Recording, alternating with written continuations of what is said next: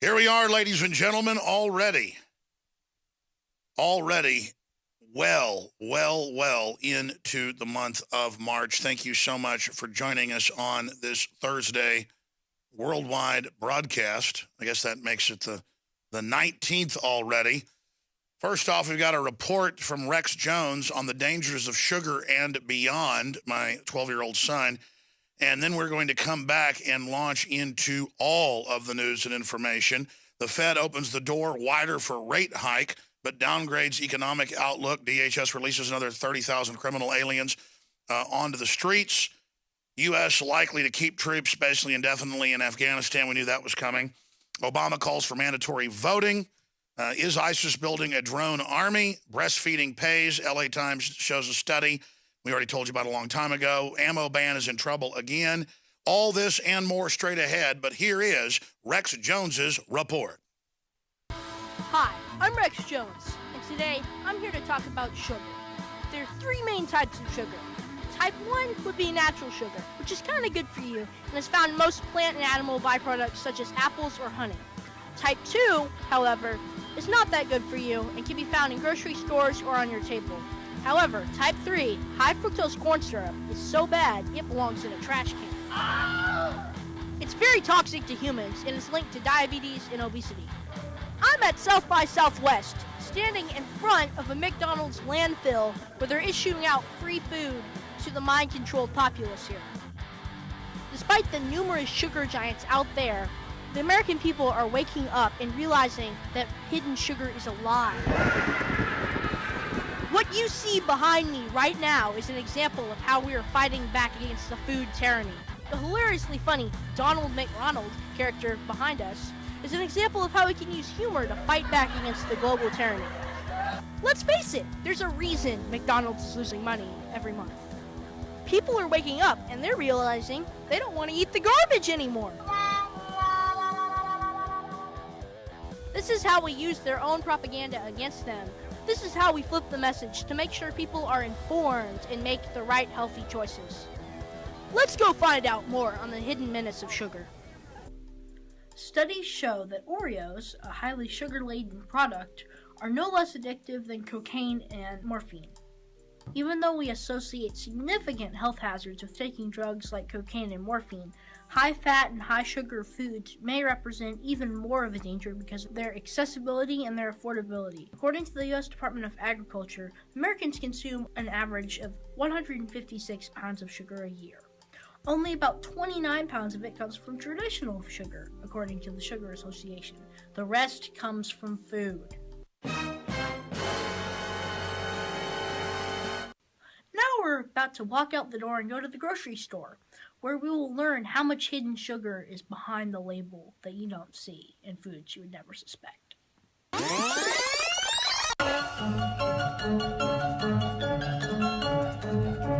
Baked beans, 12 grams.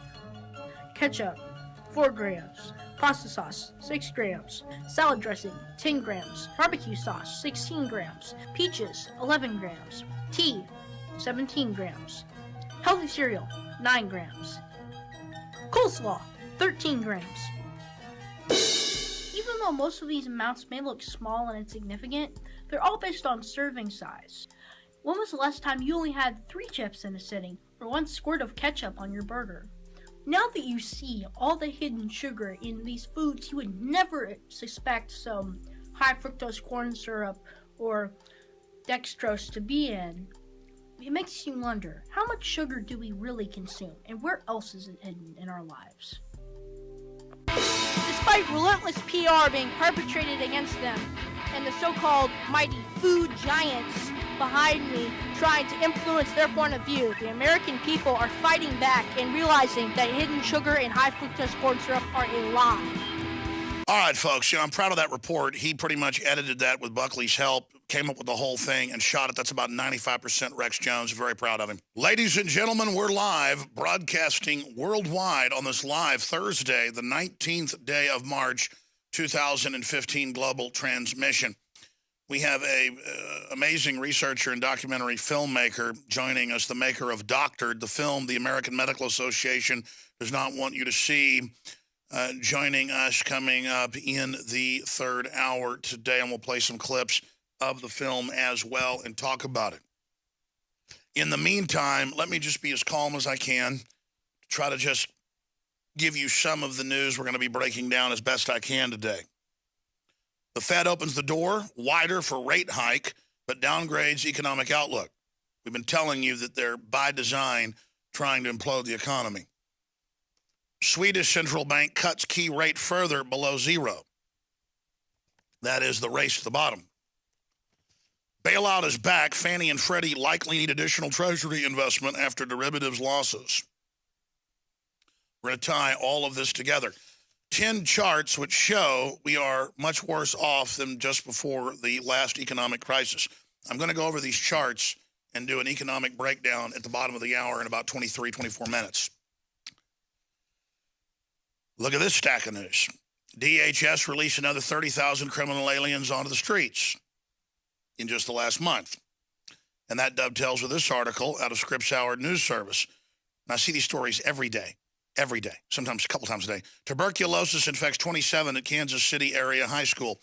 Tuberculosis kills a lot of people. It's now drug resistant or drug immune. And if you dig deeper into these stories from Kansas City to Los Angeles, California, from Dallas, Texas to New York, it's people coming in out of Latin America and Asia that have these deadly strains. Can you imagine if they treated this like they did the measles, because that's something that hasn't killed anybody in over a decade? It makes you get some red spots on your face and a fever. Can you imagine if we apply the same logic to the tens of thousands a month getting tuberculosis in the United States and the huge wards of people that are confined sometimes for years because they can't leave because they will give people uncurable TB. Uncurable. TB is pouring into the U.S. and, oh, well, it's brown people, so we better not say anything. Muslims in one town reportedly raped 5,000 girls, admittedly, so the government covered it up in England. This is political correctness, where you gesticulate in front of Obama because he's supposedly African or whatever, when he's setting up death panels for the military, Obamacare, trying to take our guns, because after all, he's black, so it's okay. The system brainwashes us about political correctness, not because they care about black people or, quote, brown people, but because it just becomes a political smokescreen for the real agenda. Amazing. If you're a jail worker or a police officer or an aid worker or somebody that eats fast food or eats stuff at restaurants, period, I was talking to William Binney, who right before he left the NSA, he and 5 others got type A in the lunchroom, hepatitis, at the National Security Agency, probably on purpose. But the point is, that'll eat your liver and kill you, and the vaccines, the studies show, don't even protect you. It's all a giant fraud. But these diseases are pouring across the borders of the United States, and it'll be no big deal when you or your child get drug-resistant or drug-immune TB and you get locked up in a modern sanitarium for the rest of your natural days. But, oh, my gosh, 20-something people got measles. Oh, it turns out they had just been vaccinated. Now, that political correctness and brainwashing ties into this Daily Mail story. Starbucks hit by cascade of negativity after ordering staff to talk racism with customers. Vice president forced off Twitter as angry public turns on patronizing project. Yeah, it's patronizing. Kareem Abdul-Jabbar, Time Magazine, Starbucks flawed but wonderful plan to tackle race. Starbucks defend race together policy. This is about getting us ready to pay trillions more to foreign banks, propping up fraudulent counterfeit derivatives, supporting all these illegal wars, supporting putting the veterans, black, white, Hispanic, old, young, on secret do not treat death list. ignoring dehumanization as automation replaces human activity, and as human activity is basically banned. Elon Musk, in the future, human driving cars will be illegal. Well, of course they will be. The UN and others have announced that's the plan. I've been telling you that for 20 years. I've been warning you because it's all in the official UN, Club of Rome, Council on Foreign Relations, MIT, Rand Corporation. I mean, I've read hundreds and hundreds and Control-F scanned with keywords. I don't read them all. Government documents. We've shown you the Emergency Centers Establishment Act. We've shown you the National Police Stabilization Force. We know the plan. I don't care if you read a Rand Corporation or the Council on Foreign Relations public policy report that then gets adopted by government whole cloth. It's all the same plan. And we ain't in it. That's why it's so sexy. I saw on CNN today to live in this new fashionable off-the-grid house. They use the term off-the-grid and sustainable when it's not really off-the-grid and it's not sustainable, and it's 300 square feet. And you pay a lot more for it. They're just selling us on the dehumanization. That ties in to the Starbucks situation. I didn't know about Planet Fitness, but I want to go to one and do an undercover report that if you barely set a weight down, an alarm goes off on the wall, like you're in Star Trek and the Klingons are attacking, and then little control freaks in Star Trek outfits, basically, purple outfits show up and harass you. But if a man wants to dress up like a woman and go in the women's restroom who weighs like 400 pounds, that's A-OK, who isn't even a member. You complain, you get kicked out. And then there isn't a squat rack because that's seen as manly. And it's just everything. These big corporations are turning their facilities into literal. I use that word a lot because this is not hyperbole. When I tell you America and the world is being turned into a giant cross between a gulag and a huge, what would the term be? Re-education center meets Las Vegas, meets Times Square, where you're just bombarded with conditioning in your face. This is the control freaks relishing what they're doing. And so imagine you go up, there's 10 people in front of you at Starbucks. I don't like supporting big mega corporations, but they do have powerful coffee. I go there probably 1/10 as much as I did 5 years ago, and that was hardly any. Now I will never buy any Starbucks. I will not drink Starbucks. I don't care if I'm in a hotel and they serve Starbucks. I'm going to say, I want something else. Bring me something else, or give me hot tea, give me Earl Grey, because they're anti-gun. They won't let concealed carry people in their offices. They fund anti-gun control. They fund open borders, and they're in the news today pushing it. And so you get up there and they go, do you know about white privilege? I mean, imagine 5 years ago, a sitcom or drama. This is beyond Portlandia, where you go to get coffee and they ask you about white privilege, and you're some Russian who has no history of connection to any black slavery.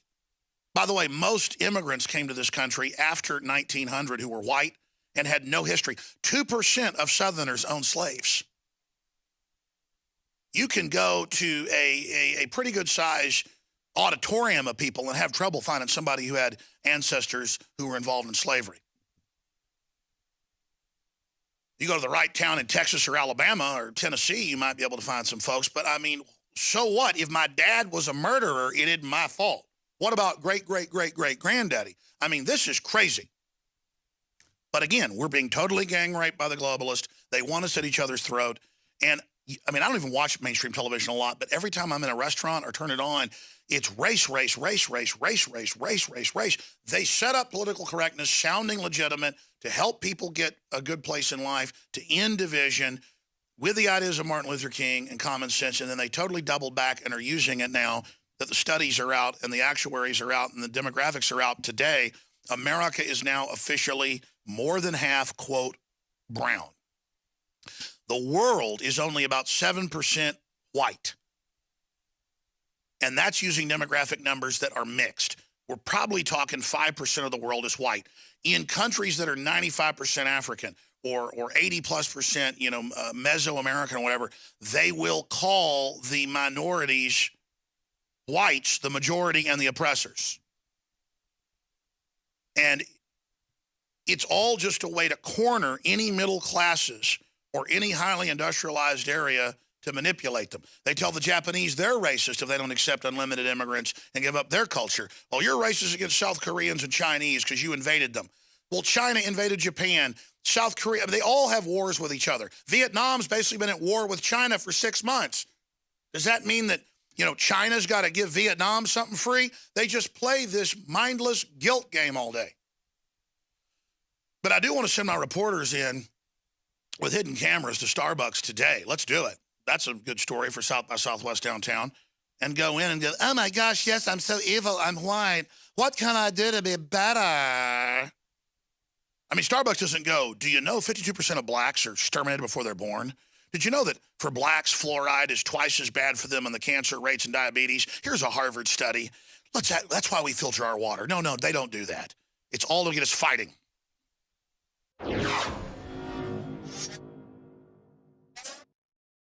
Introducing Secret 12, the new InfoWars Life vitamin B12 formulation. Now, InfoWarsLife.com is excited to announce that we can bring you our most bioactive, powerful form of B12 that has been developed with our exclusive perfected process. Secret 12 is a binary of nutramedical grade, bioavailable coenzyme forms of B12. Secure your revolutionary Secret 12 formula right now at InfoWarsLife.com or call 888-253-3139.